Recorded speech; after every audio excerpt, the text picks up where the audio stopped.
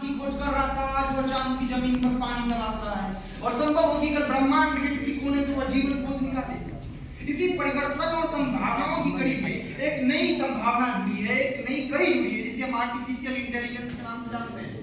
कितना कूल लगता है ना आयरन मैन जब अपने एआई से कहता है जावेद ओपन द सूट, और पूरा पूरा नैनो सूट खुल के तैयार करता है। श्रीमान मैं स्वर्ग नर्क अच्छाई बुराई एआई के फायदे घाटे से ऊपर उठकर एआई के चरम और एआई के विनाश के सबसे उत्कृष्ट चीज को आपको अपनी इस भाषण के माध्यम से दिखाना चाहूंगा। मैं बताना चाहूंगा कि अगर हम एआई की बात कर रहे हैं तो बिना नैनो टेक्नोलॉजी के और बिना नैनो रोबोटिक्स के एआई की बात करना बिल्कुल अधूरा होगा। इसीलिए मैं कुछ एस्पेक्ट्स रखना चाहूंगा एआई के लिए और नैनो रोबोटिक्स के साथ। अगर हम चिकित्सा के क्षेत्र में बात करें तो क्या आप सोच सकते हैं कि कैंसर जैसी बीमारी का इलाज बिना कीमोथेरेपी के, बिना किसी डिजीजेस के आप मात्र और मात्र नैनोबॉट्स या कह सकते हैं या एआई बॉट्स की मदद से कर सकते हैं। हम कुछ रोबोटिक्स को अपने मुंह में लेंगे, वो पेट में जाएंगे और उसके माध्यम से हमारा जो भी सेल्स कैंसर से डैमेज है उसको ठीक करके वो वापस बाहर आए। कहना नहीं चाहता, ये थोड़ा फिल्मी लगेगा, लेकिन आगे ये संभव हो एआई के माध्यम से कि एक्स मूवी के लोगन की तरह हमारे घाव जल्दी से भर जाएं और डेडपूल की तरह हमारे कटे हुए हम फिर से रीजनरेटेड हो जाएं।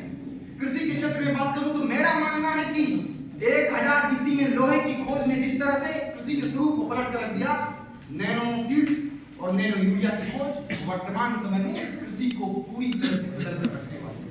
पर्यावरण के क्षेत्र में बात करूं तो इस एआई बॉट्स की मदद से हम ओजोन लेयर डिप्लीशन और ग्लोबल वार्मिंग जैसी समस्याओं से लड़ सकते हैं। इतनी क्षमता है इस एआई बॉट में कि पर्यावरण में उपस्थित एटम लेवल के प्रदूषकों को साफ कर सकती है, जल में उपस्थित फर्टिलाइजर्स को एब्जॉर्ब कर सकती है और इतना ही नहीं पर्यावरण को हर स्तर पर स्वच्छ कर सकती है। लेकिन कहते हैं ना कि अंतःहस्ति आरंभ, अंत ही आरंभ है। जब हम परिवर्तन की बात कर रहे हैं, टेक्नोलॉजी की बात कर रहे हैं, तो हम खतरे की बात कैसे नहीं करेंगे। हमारे साथियों ने खतरे की बात की, जॉब जाने की खतरे की बात की, किसी ने फ्रॉड की बात की, लेकिन सबसे बड़ा खतरा है ग्रे गूस सिंड्रोम, जिसकी बात किसी ने नहीं की। क्या है ग्रे गूस सिंड्रोम? हम जो नैनो टूल्स बना रहे हैं उसमें जो उसको माइंड दे रहे हैं एआई के रूप में, कल को अगर उसमें ये फिट हो जाता है कि मानवता का नाश करना है या इस धरती के सारे पेड़ों को काटना है तो क्या होगा? कितना समय लगेगा मानवता के अंत में? बिल्कुल नहीं। मेरा श्रीमान यही कहना है कि हमारे द्वारा बनाया गया अल्ट्रॉन अगर कल को जार्विस पर कब्जा कर लेता है तो जन्म होगा विजन का। Vision means robot with mind, और जिस दिन विजन का जन्म होगा वो दिन इस दुनिया का आखिरी दिन होगा।